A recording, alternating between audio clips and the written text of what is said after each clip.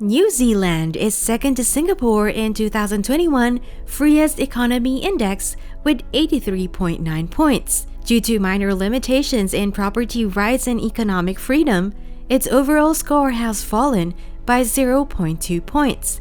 Out of 40 countries, New Zealand is in second place in Asia Pacific, and its overall score exceeds regional and global standards. Does the impressive score indicate a perfect economy? If you are new to our YouTube channel, please subscribe and click the notification bell to avoid missing new content.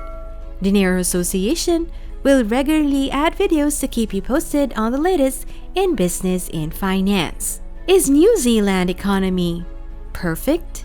New Zealand has successfully implemented a public health approach to eradicate COVID-19 infection.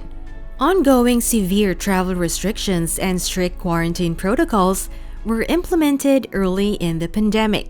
The result has been stunning, with few illnesses and deaths. This rapid recovery was aided by both large-scale economic and health responses. During and after the lockdown, New Zealand's economic stimulus program included large wage subsidies to keep people employed, allowing businesses to quickly reopen as conditions eased. Despite a slight downturn this year, New Zealand's economy is one of the most liberated in the world. The centre-left administration's landslide re-election in 2020 makes it unlikely that taxes and government spending would be reduced to further promote economic freedom. The administration is anticipated to raise spending on infrastructure and well-being initiatives. The Reserve Bank of New Zealand loosened monetary policy and provided special measures to assure credit availability. New Zealand utilized unconventional monetary policy to cut longer-term interest rates for the first time. Massive fiscal and monetary stimulation kept unemployment and insolvency at bay while maintaining financial stability.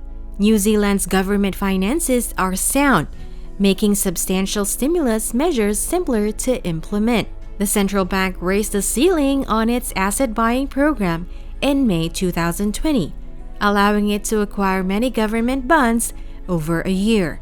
The national debt will continue to expand, but slowly.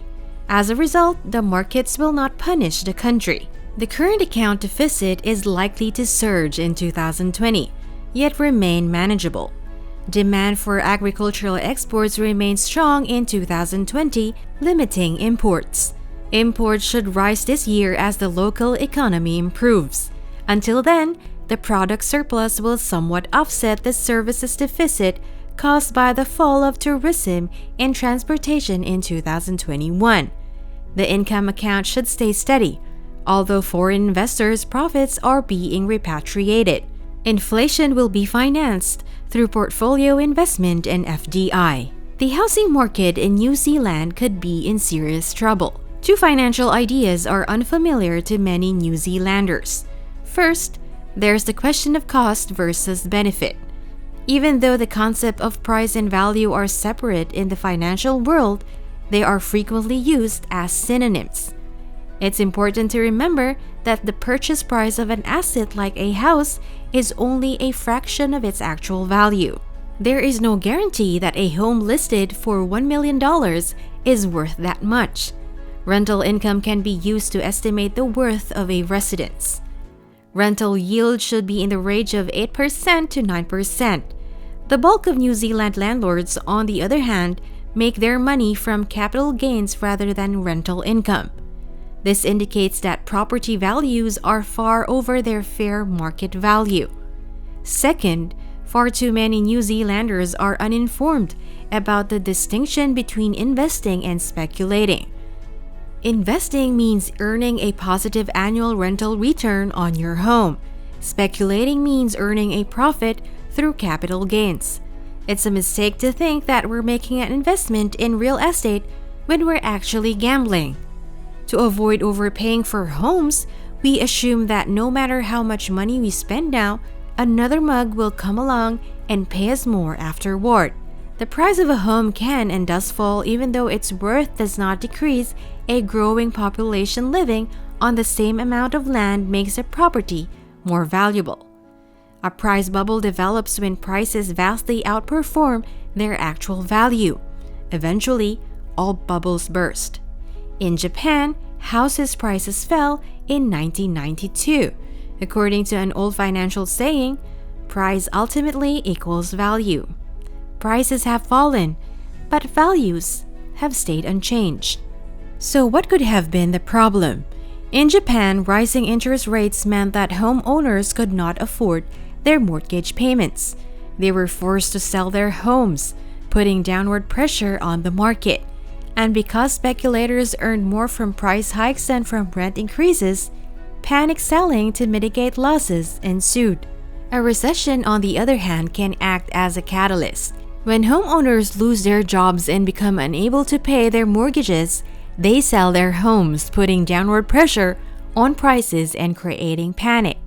However, New Zealand's property prices may be the decisive factor. Due to financial constraints, most New Zealanders will eventually be unable to afford a home. No matter how much we save, scrimp, and sacrifice, we will never be able to afford a home. And if speculators cannot find buyers for their properties, they will lose money and panic sell, resulting in the property market collapse. What can we learn from New Zealand? Since the mid-1980s economic changes, New Zealand has had essentially no agriculture or trade-distorting restrictions. As a result, farmers in the country receive the lowest levels of aid in the OECD. That is, domestic and global producer prices are similar. After the 1986 subsidy cut, input costs skyrocketed and cattle, sheep, and dairy production revenue fell by over 50% and 25%, respectively. Between 1982 and 1987, the price of land fell by half.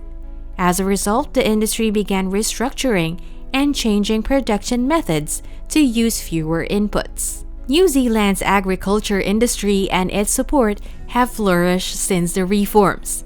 Agricultural assistance is confined to animal health and catastrophe relief. Due to its emphasis on grass-fed animals, New Zealand is the world's largest dairy and meat producer.